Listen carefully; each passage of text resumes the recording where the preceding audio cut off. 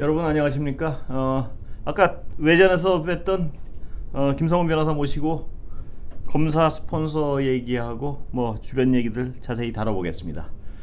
아유, 오래 기다리셨습니다. 오랜만에 죄송합니다. 이거 예. 앞에 하고 뒤에 말씀을 드려가지고. 예.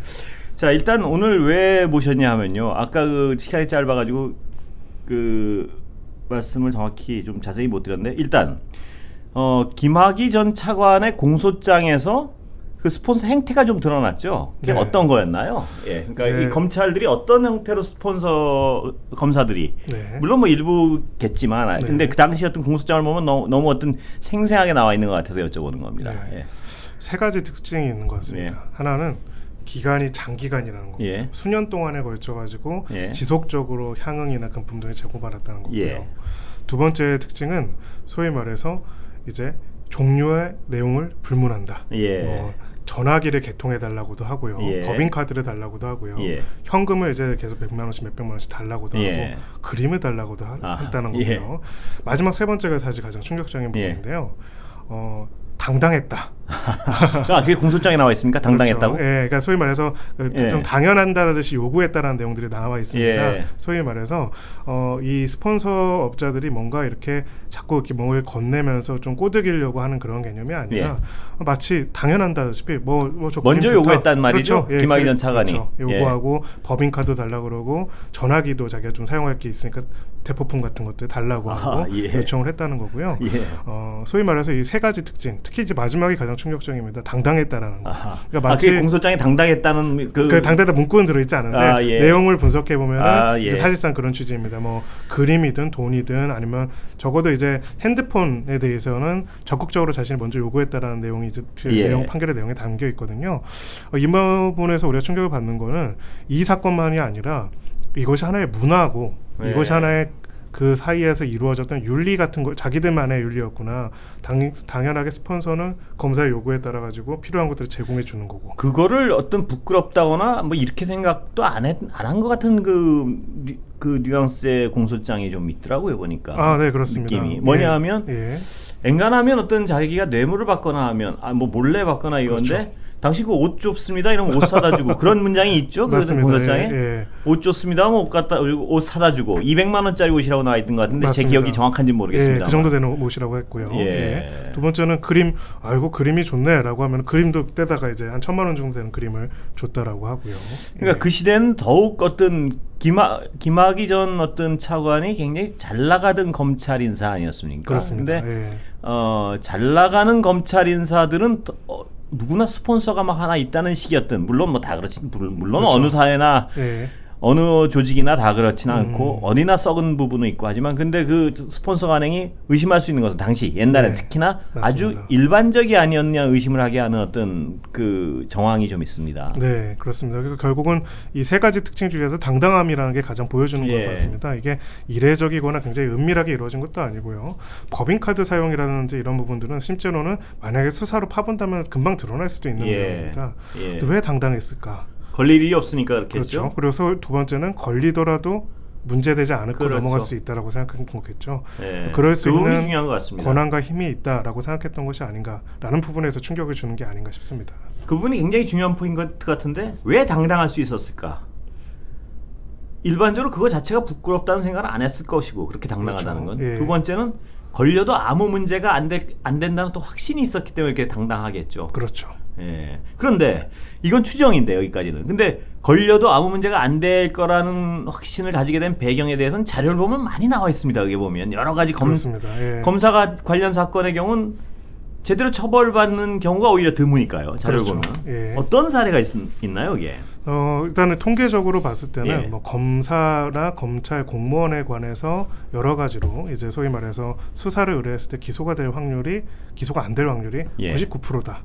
기소가 안 될 확률이요? 그렇죠. 그건 통계적으로 나와 있는 건가요? 그렇죠. 거의? 일반적인 사건의 고소 고발에 따라서 기소가 될 확률이 59% 정도 되는데 비해서는 굉장히 불가능에 가까운 일이다. 이렇게 하는 게 있다는 거고요. 물론 이제 우리가 또 객관적으로 봐야 하니까 사실은 이제 이 사건 관계인들이 막 이제 검사를 고소하는 경우도 많이는 있어요. 그러니까 이제 그런 경우는 빼긴 해야지만 그렇다 할지라도 그 압도적인 차이를 어떻게 설명할 그렇죠. 것인지. 압도적인 차이가 있다라는 거고요. 또 영장이라든지 사실은 이 수사라는 게 실무를 보면 그런 게 있습니다. 얼마나 드립하는지, 얼마나 의지를 가진지에 따라서 천차만별입니다. 증거 불충분이라는 표현 많이 쓰죠.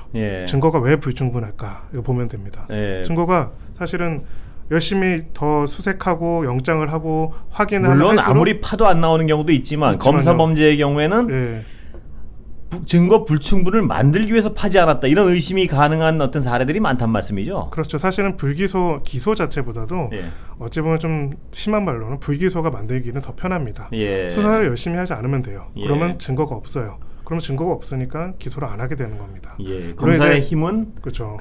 기소에도 나오지만 불기소에도 나온다는. 맞습니다. 그래서 사실은 실제로 힘은 그 수사 자체에 있습니다. 왜냐하면은 수사라는 게 어느 정도를 볼지 가령 이제 저희들이 봤을 때 일반적인 사건들에서 우리 그 일반 시민들이 오해하는 게 있습니다.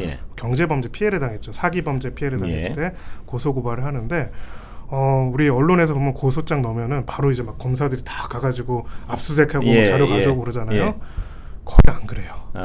고소인 고발인들한테 알아서 자료 갖고 오라고 많이들 합니다. 그렇게까지 열심히 안 해주는 경우가 많은데 좀 언론에 나오는 중요 사건들은 그렇게 하죠. 바로 권력은 여기서 나오는 겁니다. 얼마나 열심히 할지 얼마나 열심히 안 할지에 따라 가지고 증거로 나온 게 완전히 달라지기 때문에 그 증거로 나온 게 달라지면 결론도 달라지는 거죠. 그러면 그래서 그 구체적인 사례를 좀 짚어보려고 저도 자료를 좀 찾아보니까요. 이 아직도 그러니까 아까 말씀드렸지만 스폰서 문화는 어느 정도 사라졌는지 뭐 이것도 아직 그 수산업자 이번 사건 보면 아직도 명맥이 이어지고 있구나 의심하기는 충분한데 옛날만큼은 아니라는 어떤 추정은 가능한데 근데 검찰의 자기 식구 감싸기는 지금 아직도 여전하다는 어떤 분명한 그런 게 있습니다. 뭐 사례 우리 근래 거만 해도 기억나는 게 많지 않습니까? 그렇습니다.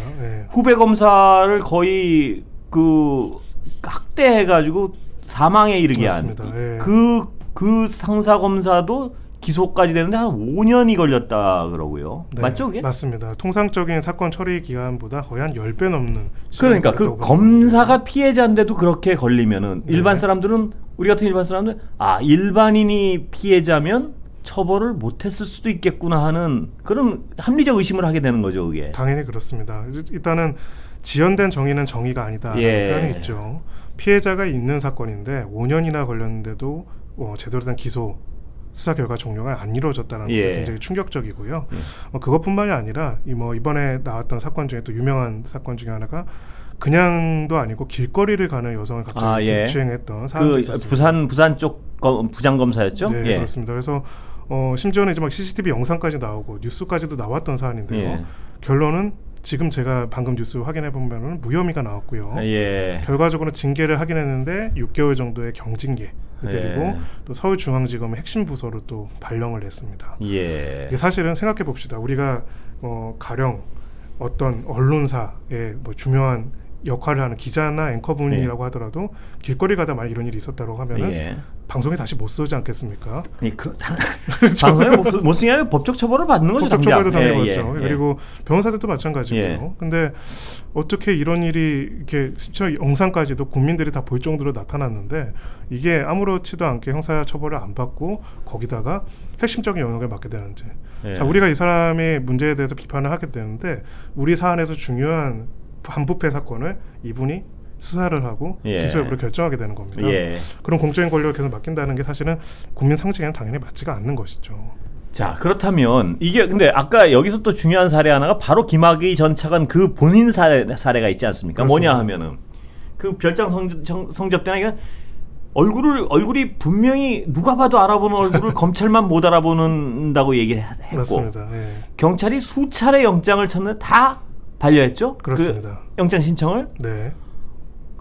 그런 일들을 아주 당연시하게 하는 그 문화가 정말 그거는 그 어떤 그 권력에서 나오는 거겠죠. 결론적으로는. 맞습니다. 기소도 마음대로 할 수 있고 불기소도 마음대로 할 수 있고 우리 식구면 안 해도 되고 뭐 그렇습니다. 그 안 한다는 거에 대한 문제점도 모르고 그렇습니다. 누구도 뭐라고 못하고 네. 이게 결합된 어떤 결과겠죠, 그런 게. 네, 결국은 내 외부의 권력이 결합했다라고 볼 수 있습니다. 외부적으로는 검사만이 수사와 기소를 할 수 있는 독점적인 권력을 가지고 있다라는 예. 그것이 있고요. 내부적으로는 그렇다 할지라도 각 검사들이 독립관청으로서의 양심과 서명감을 가지고 어떤 역학관계와 유리함과 불리함을 떠나가지고 원칙대로 수사를 하고 기소를 했으면은 문제가 안 생겼을 겁니다. 예. 하지만 검찰 내부에도 검찰들 사이에서 소위 말하는 권력관계가 작동했던 걸로 예. 보이고요. 이 두 가지의 권력이 결합을 해가지고 결과적으로는 검찰 조직을 장악한 사람은 사법적인 처벌로부터 자유로울 수 있다는 그 엄청난 그렇죠. 그건 무서운 얘기인데요, 사실. 그렇죠. 그러니까 김학의 전 차관 같은 명백히 얼굴이 드러나는 사안도 기소가 안 되는. 그리고 그 이 부분에도 하나 짚어보지 않을 수 없는 거는 윤석열 전 총장이 검찰에 계실 때 공정한 검찰력 행사를 했는가, 이 부분은 굉장히 주요한 검증 대상이라고 제가 이 자리에 앉으면 늘 얘기하고 있는데 네. 그 사례 중에 많이 거론이 안 된 게 그 검사 룸사롱 접대 사건이요. 네. 그게 윤 총장이 총장으로 계실 때 있던 사건이죠. 그리고 그렇습니다. 청문회에서 네. 수사 결과 보고 하겠다는 얘기를 분명히 했던 사건 맞죠, 그게? 네, 그렇습니다. 예. 그리고 그게 또 중요한 게 이제 제보가 됐던 사안인데 결론적으로는 기소 내용을 뭐 제가 아까도 방송했지만 수학적 쾌거라고 하죠.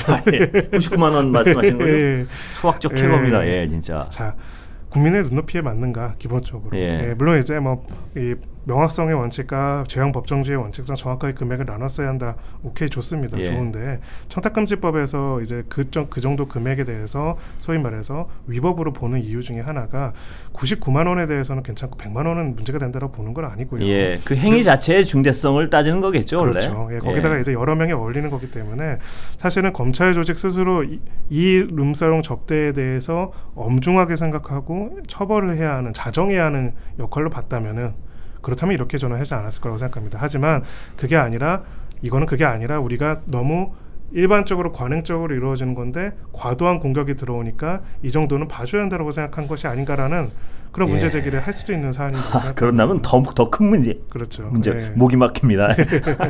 너무 이제 오신다고 바로 해가지고. 예. 그리고 윤 전 총장의 검증의 부분에 이걸 빠질 수 없는 것이 본인이 정말 이 대선의 기치로서 공정과 상식을 들고 나왔었는데 본인이 총장으로 있을 당시 99만 원의 수사 결과를 아무 문제 없이 받아들였다면 그것이 과연 상식적인 판단일까? 네. 또 그걸 99만 원으로 결론 내게 한 그거를 그냥 그 수사 결과를 묵인했다면 그건 공정한 것일까? 과연 일반인에 비해서. 네. 이 두 가지 심대한 질문이 아닐 수가 없습니다. 이거는. 네, 그렇습니다. 그러니까 지금 결국은 이제 두 가지가 대립됐었죠. 그래서 예. 소위 말해서 검찰 개혁이냐, 아니 검찰의 정치적 중립성이냐 대립적인 가치로 이야기를 했는데요. 예. 정답은 사실은 둘 다 필요합니다. 예, 공정하게 정치적으로 편향되지 않은 검찰의 권력 행사도 필요하고요. 예. 스스로의 권력에 대해서 자정하고 자중하고 엄격하게 살펴보는 것도 당연히 필요한 예. 거거든요. 지금 윤 총장 같은 경우에는 사실은 정치적 지지를 얻었던 게 바로 그런 부분에 있었습니다. 검찰의 어떤 정치적 중립성을 지키기 위해서 싸웠다, 정권에 예. 맞섰다라는 그런 부분들을 스스로 강조를 하고 있는데요. 예. 한편으로는 검찰 개혁에 대해서 특히나 검찰의 기존에 오늘 이야기했던 여러 가지 거학들에 대해 가지고 어떤 태도를 가지고 있고 어떤 노력을 했고 지금은 어떤 입장인지 특히나 이제 그쪽의 분명한 어떤 공직자로서 입장 있었던 발표가 있어야 될 것 그렇죠. 같습니다. 그 부분에 대해서는 예. 분명히 얘기를 하지 않나 싶습니다. 그리고 예. 그 많은 어떤 사람들이 갸우뚱하는 것은 윤 전 총장의 공정이란 것은 검찰 후배들이나 검찰을 둘러싸고는 그 자기들끼리의 공정이 아니었나 하는 의구심을 가지고 있습니다. 그렇다면 그 부분이 이러이러해서 안 했다는 그런 어떤 분명한 어떤 해명이 있어야 될 것 같은데 개인적으로 저는 오늘 아까도 잠깐 본방에서 정치 코너에서 말씀을 드렸지만 박근혜 대통령의 어떤 수사에 대해서 유감을 표명했단 말입니다. 그거는 이미 분명한 물론 정치공학적으로 정치를 하려는 분이 그럴 수도 있죠. 네. 그런데 문제는 그 정치공학적인 사과 표명을 하면서도 동시에 어떤 이런 어떤 검찰력의 불공정하다고 지적됐던 본인이 재직할 당시에 이런 사안에 대해서는 아무런 얘기를 안 한다는 것 자체가 상식적이지 않다는 지적을 피하기가 좀 어려울 것 같습니다. 그 부분이. 뭐 이제 단순하게 전 총장으로 머무는 게 아니라 어찌 보면 국민에게 큰 권력을 다시 위임을 해달라고 이야기하는 예. 사람으로서는 자신한테 검찰 권력의 중요한 부분들을 위임했을 때 자신이 했던 행동들과 결정들이 어떤 의미를 가지고 있는지 밝힐 필요가 있고요. 예. 그리고 계속 이제 윤 총장 스스로 강조했던 것은 총장 재직 시절에도 검찰 개혁에 반대하고 저항하는 것이 아니다. 그렇다면은 역으로 말하면은 검찰 개혁이 스스로 생각하는 검찰 개혁이 뭐고 예. 그것이 어떻게 바뀌어야 하고 무엇에 있어서 자신이 했과 안 했는지 책임이 있는지 그 부분에 있어서 역시 아까 이 분명한 예인 이 99만 원 네. 처리 같은 것을 과연 이것이 제대로 된 근데 그때는 왜냐하면 본인이 바로 잡으려면 바로 잡을 수 있는 위치에 있었거든요. 그런 네. 어떤 수사 결과는. 네. 근데 그걸 가만 놔두고 과연 공정한 검찰력을 행사했다는 여기도 99만 원 어쩔 수 없었다 그러겠죠. 근데 그렇게 해가지고는 국민 설득이 쉽지 않을 것 같은데요. 그 부분은 아무리 네. 봐도.